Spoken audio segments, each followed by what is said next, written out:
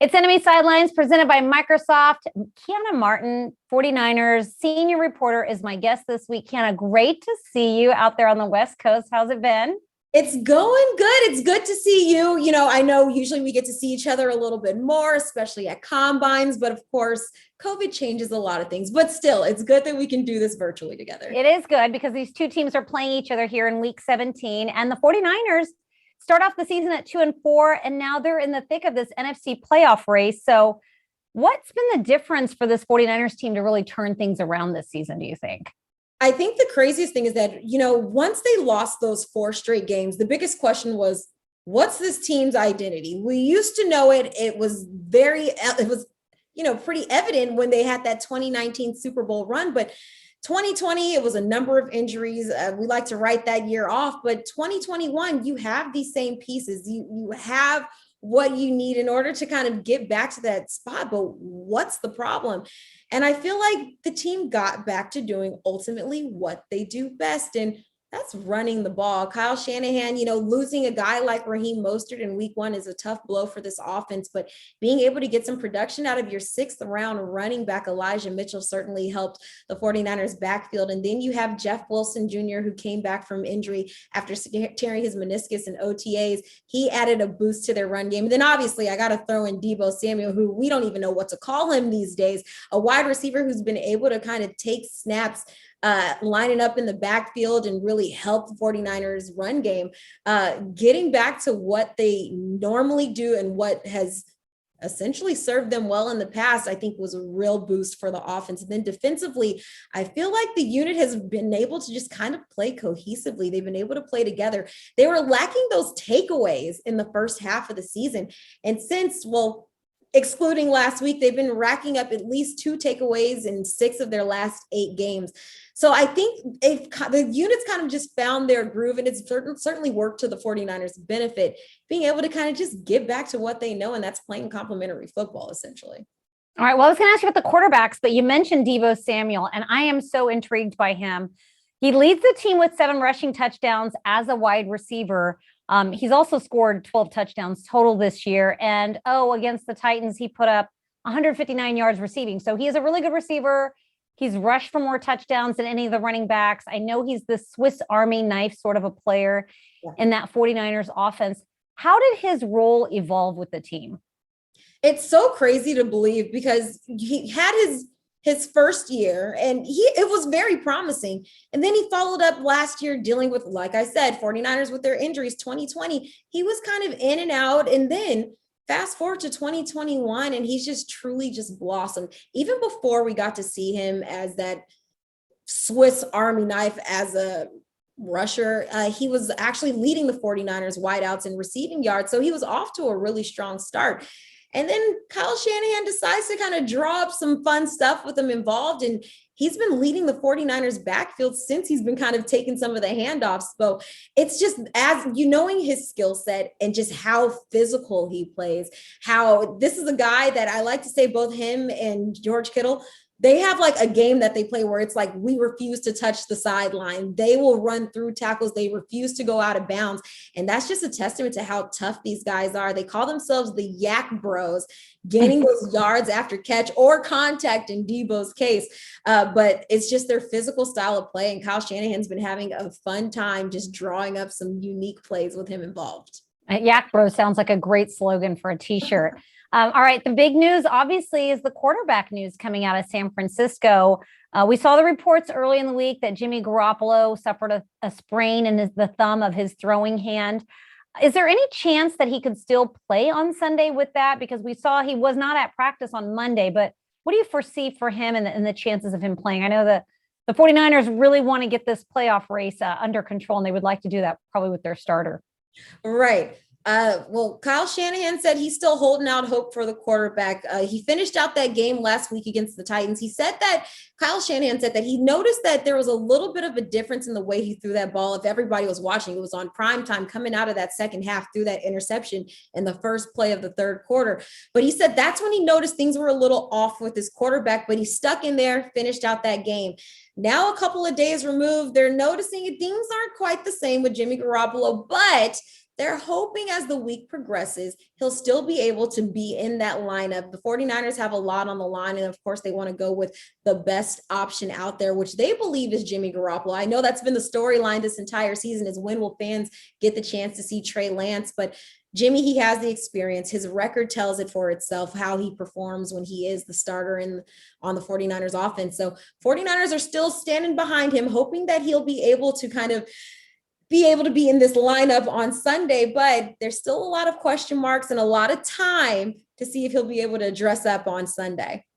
Well, the 49ers gave up a lot this offseason to get their quarterback in Trey Lance. So if he plays on Sunday, that would just be his second start this year. We saw him in some action with some other games, but what have you seen from him? You've obviously covered him since he got there in San Francisco, but what about his growth and development since he first stepped onto the practice field there to now? Where have you really seen him develop? What's actually interesting is literally about 5 minutes ago, I just got off of a call with 49ers linebacker Fred Warner, and I was asking him like, hey, what have you seen? Trey Lance is on scout team. You get to see him every day at practice. So have you noticed any kind of development with him?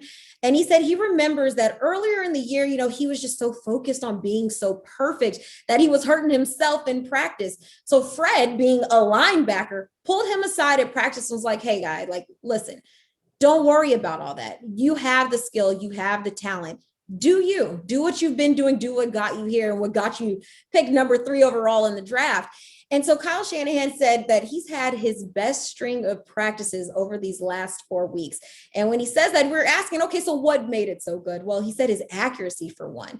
That's something that has really taken steps forward as he's been kind of playing behind Jimmy Garoppolo. His decision-making. I know he's been lauded coming out of North Dakota State for his athleticism and how he can use his legs to extend plays. But now it's kind of developing those other parts of his game so that once his number is called, whenever that might be, he'll be ready to answer the bell. But it's mainly just his comfort. I think that's the most important thing. I think everybody knows how complex a Kyle Shanahan offense is, and it's not the easiest to grab. We even have receivers that have been in this offense for a number of years, and they're like, man, it took some time to get it down. So it says a lot that he's getting more comfortable under Kyle Shanahan. He's getting more comfortable in this offense, and it's starting to show at practice. Now, depending on how things go, the biggest question will be, will that translate onto the field?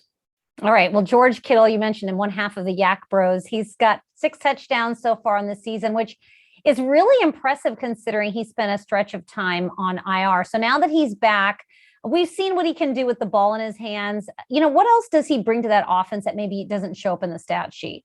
It's not going to show up in the stat sheet, but I can certainly say it's his energy.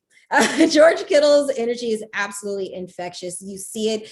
You see the difference even in practice when he's not on the field and when he is there. He's so dedicated to the game. And like I said, he does not believe in stepping out of bounds. He's going to try to run through tackles. He's going to fight for every single yard possible.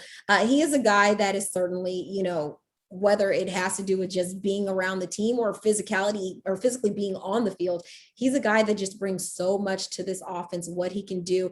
And then also when Kyle Shanahan draws up plays, he can add a little bit of just people trying to cover George, and that leaves so many other guys open. He creates opportunities for other players, and he's just so hard to game plan for. I was actually talking to someone, and it's so crazy when you're looking at this offense, the way they can line up in a formation. You can have your tight end in the backfield. You'll have your running back out wide. The way Kyle Shanahan can move around his guys to benefit matchups, it's truly like a work of art. So the way Kyle, he does, which actually is so strange, George does have a couple of carries on the season. It's just amazing how Kyle can use these guys in a multitude of ways, and it can certainly benefit whoever is under center, whether that is Jimmy Garoppolo or Trey Lance.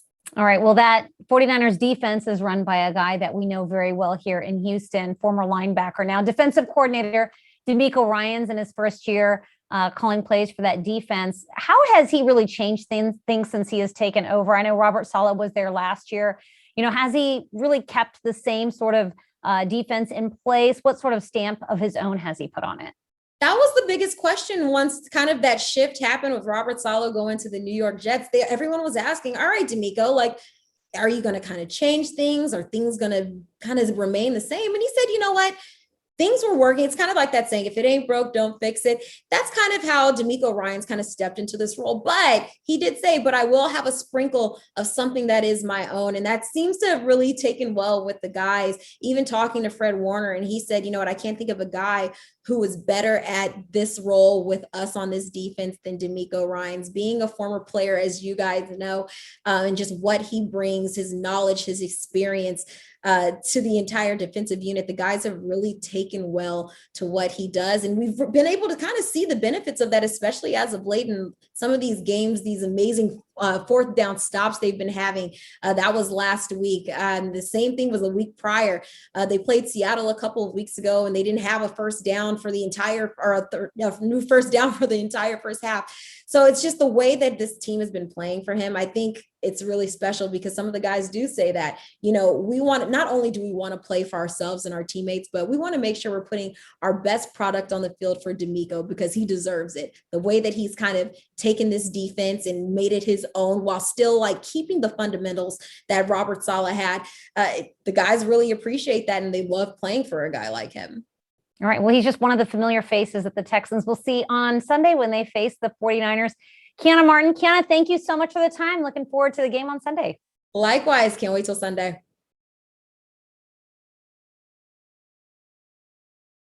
Thanks for watching, and go Texans. Like, subscribe, and ring the bell for new content.